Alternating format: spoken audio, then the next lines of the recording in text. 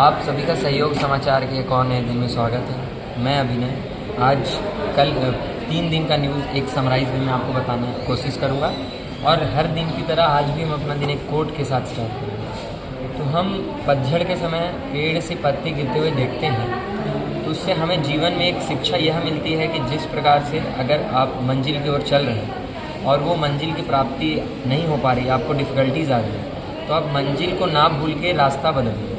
क्योंकि जिस प्रकार से पेड़ से पत्ता गिरता है लेकिन वो अपनी जड़ी वही रखती है, जड़ वही बरकरार रहती है, उसी प्रकार से आपके अंदर सहनशीलता और जो एक फोकस है वो बरकरार रहना चाहिए और आप मंजिल की ओर बढ़ते हैं। धन्यवाद। हम लोग 3 दिन का न्यूज़ में समराइज़ करें तो 12 सितंबर को एक काफ़ी दुखद समाचार हमको मिला, जिस दिन हमारे 3 सोल्जर शहीद हो गए। तो उस दिन जो समाचार मिला उसमें हम लोग को ये पता चला कि एवलांच से मरने का एक बहुत बड़ा इशू है। आपको मैं बता दूं कि एवलांच एक ऐसा एक्शन है जो जब भी आप पहाड़ों पे जाएंगे, एक तो होता है पहाड़ जिस पर बर्फ़ नहीं होती है, बर्फ़ के साथ माउंटेन। तो जब आप बर्फ़ वाले पहाड़ों पे स्कीइंग करते हैं या और भी अलग अलग एक्टिविटीज़ करते हैं, तो उससे क्या होता है कि बर्फ़ फिसलता है फ्रिक्शन के कारण और ग्रेविटेशन के कारण नीचे आता है। तो उसी दौरान हमारे 3 सोल्जर की खबर मिला कि वो शहीद हो गए। तो ये काफ़ी दुखद है और हमें ये ध्यान रखना पड़ेगा कि मतलब कैसे हमारे सोल्जर्स बॉर्डर पे ना लड़के, मतलब अपने कार्य हेतु जब वो ड्यूटी कर रहे हैं, ऑन ड्यूटी किस प्रकार शहीद हो रहे हैं। मतलब उनका जो वर्थिट, उनकी जो एक कह सकते बहुत इंपॉर्टेंट जो हमारे लिए लाइफ था, हमारे देश के लिए, वो चला गया। तो हम सब मिलकर यही सहयोग द्वारा चाहेंगे कि उनकी आत्मा को शांति मिले और इस प्रकार की डेथ ना हो, यही हम कामना करेंगे ईश्वर से। तो हम इसी न्यूज़ से दूसरे न्यूज़ की तरफ पढ़ते हैं। अभी न्यूज़ में बहुत इंपॉर्टेंट, शायद आप लोगों को पता होगा कि हमारे पार्लियामेंट के द्वारा एक आर्टिकल 143 के द्वारा राष्ट्रपति के माध्यम से आर्टिकल 143 के द्वारा हमारे संसद के द्वारा सवाल किया गया राष्ट्रपति, मतलब CJI, chief justice of India को, कि आप कैसे जो लॉज बना रहे हैं उन लॉ बनाने की आपकी कोई, पहली बात तो संवैधानिक आपके पास पावर नहीं है, आप क्यों लॉ बना रहे हैं और क्या ये लॉ बनाना सही है। तो जब ये चीज़ें उनके पास गई तो फिर CJI के द्वारा एक बयान आया। उस बयान में उन्होंने यही कहा कि we are a custodian of constitution, हम लोग का काम है संविधान का देखभाल करना। अगर जो संविधान से किसी प्रकार की छेड़ाछाड़ी हो, किसी प्रकार से ह्यूमन राइट की चीज़ों को, ह्यूमन के राइट्स कमीशन हनन होंगे उनके राइट्स, तो हम एक्टिवली पार्टिसिपेट करेंगे और जो काम आप नहीं कर पा रहे हैं वो हम करेंगे। हमें कानून बनाना ये हमारा हक है, क्योंकि हमारा पहला कर्तव्य है कि जितने भी हमारे देशवासी हैं उनके अधिकारों का सुरक्षा देना और संविधान की चीज़ों को सबके सामने बयान करना। तो इतने दिन से जो चीज़ें चल रही थी, राष्ट्रपति के द्वारा 11 सवाल पूछा गया था, आप लोगों को पता होगा। तो उसका यही एक जवाब है कि आपने, इसमें सीधा स्टेटमेंट लिखा है, fails to do its duty, कि आपने अपनी कार्य को सही से नहीं किया, आप उसमें फेल हो गए। इसी कारण ये कार्य हमें करना पड़ रहा है कि कानून बनाने का काम हमारा नहीं था, यह हम मानते हैं, लेकिन अब हमें बनाना पड़ रहा है, मजबूरी है, क्योंकि देश में एक वैक्यूम ना हो कि कार्यपालिका कार्य कर रही है लेकिन न्यायपालिका के द्वारा जो भी लॉज आ रहे हैं उन लॉज को सही से देखा नहीं जा रहा और कोई अधिकार को हनन हो रहा और उसको उस पर कोई कार्यवाही नहीं हो रही है। तो इस चीज़ को लेकर उनके द्वारा सीधा कहा गया कि हमारे पास आर्टिकल 142 है, जिसमें हम कंप्लीट जस्टिस की बात करते हैं पूरे देश में। सुप्रीम कोर्ट के द्वारा यही कहा गया कि हम आगे भी इस तरह की चीज़ों को करेंगे और हम ये आगे भी करते आएंगे। अगर आप अपने काम को लेकर एक्टिव रहेंगे तो हमें कोई आवश्यकता नहीं, यही है। दूसरा एक इम्पॉर्टेंट न्यूज़ जो आया सेंसस को लेकर, आपको पता होगा कि हमारा सेंसस 21 में होने वाला था, लेकिन कोरोना काल के कारण, कोरोना वायरस के कारण चीज़ें बढ़ते अब 2027 में पहुँच गए कि 26 में सेंसस होगा, 27 में सेंसस का डाटा है। तो जिस साल डाटा आता है उसी साल को कहा जाता है। तो हमारा सेंसस 2027 में एक बहुत नया टेक्नोलॉजिकल इनोवेशन को लाया गया है। वो इनोवेशन कुछ इस प्रकार है कि जो आपने, हम लोग ने सुना होगा जियो टैगिंग, मतलब किसी भी प्लेस पे आप जाएं तो उस प्लेस को आप ऑनलाइन जैसे हम जो गूगल मैप का उपयोग करते हैं, तो आप ऑनलाइन उसको डाल दें कि हर एक बिल्डिंग, हमारे देश में जितने भी घर हैं, घर का जियो टैगिंग होगा। ये अपने आप में पहली बार हो रहा है सेंसस में, आज तक के इतिहास में ये पहली बार हो रहा है।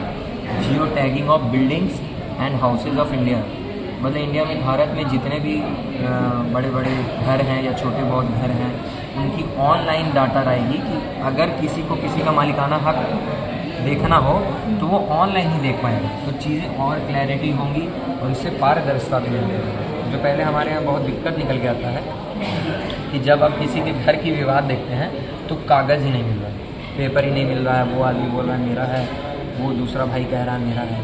तो अब जो जियो टैगिंग होगा उससे यह रहेगा कि जो मालिक है उस घर का, उसी के नाम पे वो घर ऑनलाइन रजिस्टर्ड है। आप अपने चेक कर सकते हैं ये जो घर बनी हुई, इमारत बनी हुई, किसके नाम पे है, क्या है, नहीं है, वो सारा डाटा है। ये एक बहुत नया चीज़ है। अगर जो मैं इसके स्टैटिक में आपको बताऊं तो हमारे यहाँ सेंसस सबसे पहले 1872 में हुआ था, लेकिन ये कंप्लीट सेंसस नहीं था, ये सही तरीके से नहीं हो पाया, इसीलिए हम इसको पहला सेंसस नहीं मानते। कोशिश की गई, अगर जो हम कहें सक्सेसफुल पहला सेंसस 1881 में हुआ। वो उस समय हमारे जो देश के ये मेयर, देश के क्या उनको कहते हैं, वाइसरॉ थे, वो मेयो थे। तो मेयो के शासनकाल में ही ये चीज़ हुआ था, ये हमें ध्यान रखने वाली बात है। और जो 1881 का सेंसस था उसमें JN शामिल नहीं था, JN आने वाले समय के सेंसस में शामिल था। ये स्टैटिक का पोर्शन हो गया। तो यहाँ से इम्पॉर्टेंट चीज़ें यही निकल के आ रही है कि डिजिटल लेआउट मैपिंग किया जाए हमारे देश में। आप लिख लें, डिजिटल लेआउट मैपिंग, DLM। ये टर्म आगे भी आएगा कि किस तरह से हमारे देश के मैप को डिजिटलाइज कर रहे हैं हम, डिजिटल कर रहे हैं और इंटरनेट पे डाल रहे हैं क्योंकि हर किसी को वो डाटा है। तीसरा जो है इंटरनेशनल IRP में आप ले सकते हैं इसको, इंटरनेशनल रिलेशन में जापड़ नाम का एक मिलिट्री एक्सरसाइज हुआ। उस मिलिट्री एक्सरसाइज में रशिया और इंडिया ने पार्टिसिपेट किया। वो जो एक्सरसाइज हुआ वो रशिया में हुआ। तो रशिया में जो एक्सरसाइज हुआ इसका इम्पॉर्टेंस इस तरह से हम देख सकते हैं कि अभी इस टाइम पे अमेरिका को पहले ही काफ़ी SCO समिट के बाद उसके दिमाग में और क्वेश्चंस आए कि चाइना इंडिया एक तरफ हो रहा है और साथ में रशिया भी। तो ये जो एक एक्सरसाइज है, एक स्ट्रेटेजिक एक्सरसाइज है जो रशिया और इंडिया ये दिखाना चाहते हैं कि हम एक साथ हैं और हमारी मिलिट्री भी एक साथ है। और ये जापड़ JAPAD 2025 जापड़ एक्सरसाइज जो आर्मी के द्वारा की जा रही है वो रशिया में ही की जा रही है। तो एक तरह से हम अपना दिखा रहे हैं, एक मैसेज देना चाह रहे हैं यूएसओ को कि जो हेजेमनी वो पहले बिलीव करते थे कि होना चाहिए हमारा संप्रभुता पूरे विश्व में, वो नहीं है, नहीं रहा, आगे भी नहीं है। अब मल्टीपोलर हमारा देश है, वर्ल्ड है, तो आप इसी को ध्यान दें। ये तीसरा नहीं जो है करना। चौथा और सेकंड या थर्ड लास्ट हम उसको कहें न्यूज़ जो यही है वल्चर को लेकर। हम लोग ने देखा होगा कि आज से करीब हम ध्यान दें कि हमारा बचपन का टाइम 10-15 साल पहले जाएं तो वल्चर दिखने को मिल रहा था, कहीं कहीं दिख जाता था, एक ही रेयर दो, लेकिन अब वो भी दिखना बंद हो गया। इंडेंजर्ड है, क्रिटिकली इंडेंजर्ड, काफ़ी सारी स्पीसीज़, वल्चर की एक स्पीसीज़ नहीं है, वल्चर के कई स्पीसीज़ हैं, इंडिया में 9 पाए जाते हैं। वो जो स्पीसीज़ हैं उनमें 3 स्पीसीज़ का तो क्रिटिकली इंडेंजर्ड है, मतलब वो एक्सटिंक्शन के बहुत करीब।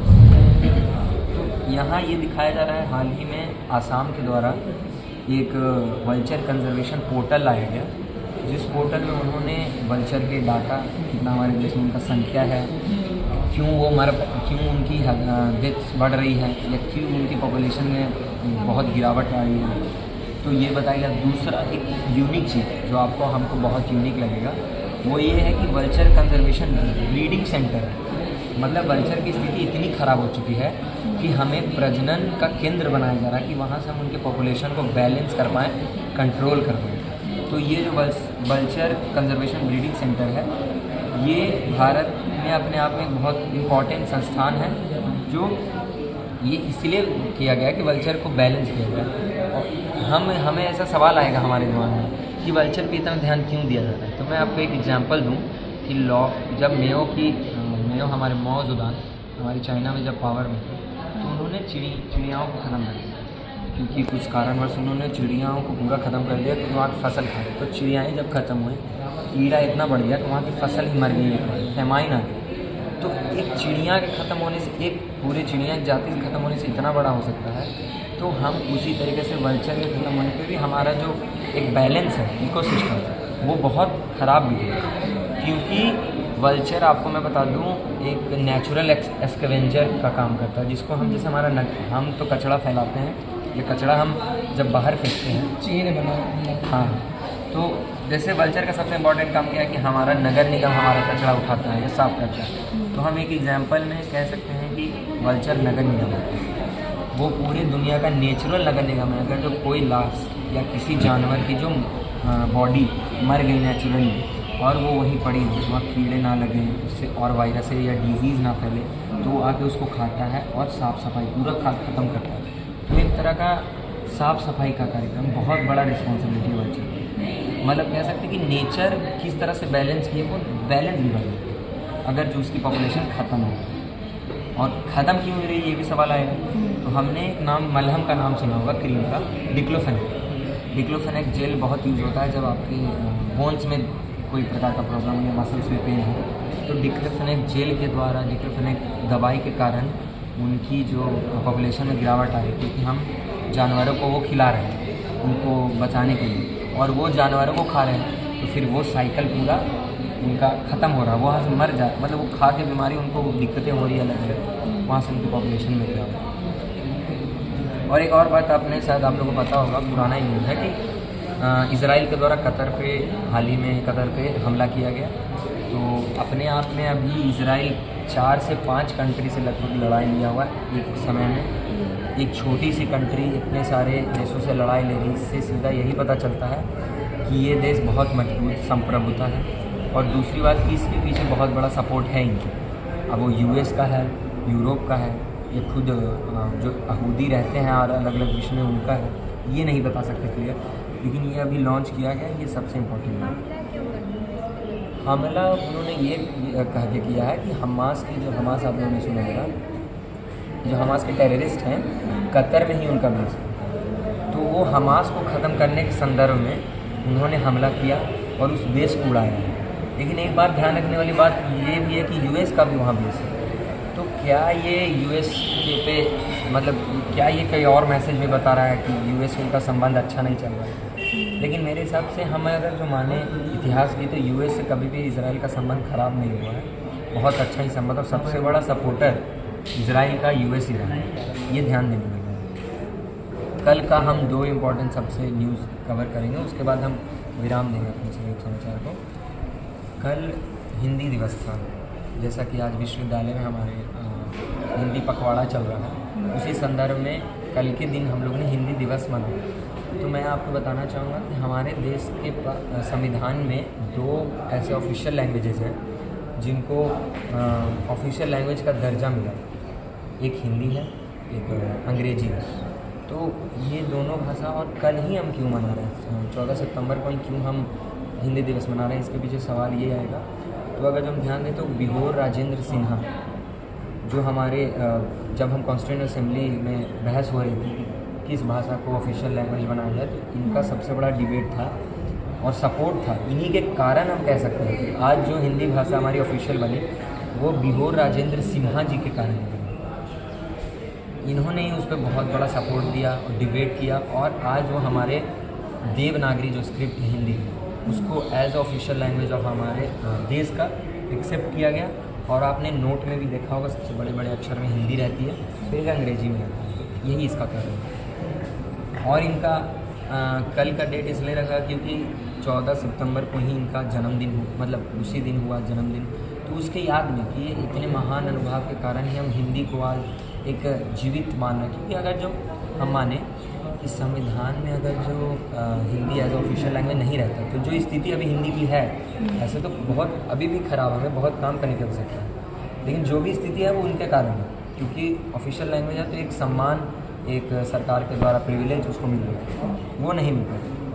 और आपको अगर जो स्टेटिक यूपीएससी के पोर्शन से देखें तो आर्टिकल 343 इसमें लिखा हुआ है कि हमारा हिंदी जो भाषा है देवनागरी स्क्रिप्ट, आप लिख लें, आर्टिकल 343 में लिखा है कि देवनागरी स्क्रिप्ट हमारे देश की ऑफिशियल लैंग्वेज है।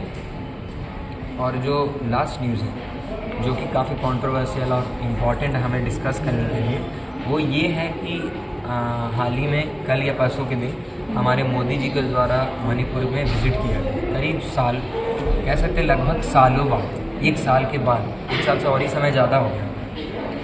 इतने कुछ होने के बाद वहाँ करीब 250 लोग की डेथ होने की काउंट आ चुकी है ऑलरेडी। 6000 से ज़्यादा लोग डिस्प्लेस हो चुके हैं और कई लोगों के घर बर्बाद हो गया, कई लोगों का ऑटोमोबाइल बर्बाद हो गया, मतलब पूरा लाइफ बर्बाद हो चुका है। कितने लोग अनएम्प्लॉयड हो गए, मतलब प्रॉब्लम्स इतने हैं कि आपको गिनाएं तो भी कम पड़ेगा। लेकिन इतने होने के बाद अगर वो इतने दिन बाद आ रहे हैं हमारे देश के प्रधानमंत्री, तो एक क्वेश्चन निकल के आता है कि ये क्यों हो रहा है। क्या इसके पीछे उनके सिक्योरिटी रीज़न भी, हम उसको नेगेटिव एंगल से सिर्फ नहीं देख सकते। क्या पता प्रधानमंत्री के सिक्योरिटी के कारण भी या किसी और कारण जो एक इंटरनल सिक्योरिटी के कारण हो सकता है वो नहीं विज़िट किया। लेकिन हाल ही में उनका विज़िट ये बहुत सिग्निफिकेंस रखता है कि उन्होंने आखिरकार विज़िट किया, वहाँ के लोग उनसे मिले, अपना दुख बताया उन्होंने कि अभी हमारे यहाँ अनएम्प्लॉयमेंट बहुत ज़्यादा है और हमारे देश के जो बच्चे हैं उनको स्कूल जाने में दिक्कत हो रही है, स्कूल नहीं जा पा रहे, पढ़ाई रुक चुकी है, बहुत लोग कैंप में रह रहे हैं। तो मणिपुर की जो स्थिति हमें भी हमें एक समान अभी जीवन मिला, हम आराम से रह रहे हैं, तो हमारी रिस्पॉन्सिबिलिटी बनती है कि हम घूमने या कभी भी जाते तो मणिपुर विज़िट करें या आप अपने घर ही से भी मणिपुर के बारे में और बातें फैलाएं, क्योंकि सरकार के पास जितना ज़्यादा बात पहुंचेगा सरकार पे उतना प्रेशर बनेगा और उस प्रकार की पॉलिसीज़ बनेंगी। और एक मैं बात लास्ट में आपको ये भी बता दूं कि वहाँ अभी भी राष्ट्रपति शासन लागू है, करीब 6 महीने से ऊपर हो चुके हैं और राष्ट्रपति शासन लागू है, तो इसके पीछे भी बहुत बड़ा एक हमें क्वेश्चन खड़ा करता है कि अभी तक क्यों चल रहा है। और मणिपुर में आने वाले समय में सरकार के द्वारा बहुत सारे नए प्रोजेक्ट्स किए गए मोदी जी के द्वारा। पॉजिटिव न्यूज़ हम देखें तो वहाँ के लोगों से बात किया गया, लोगों को बहुत अच्छा फील हुआ कि हमारे प्रधानमंत्री आए हैं और उन्हें आश्वासन दिया गया कि कुकी मैती में जो लड़ाई चल रही है कोशिश की जाएगी कि उसे ख़त्म कर दिया जाए और फिर से जो मणिपुर पहले था वो बनाया जाए। तो इसी के साथ हम आज का सहयोग समाचार यहीं रोकते हैं, फिर मिलेंगे इसी एनर्जी के साथ।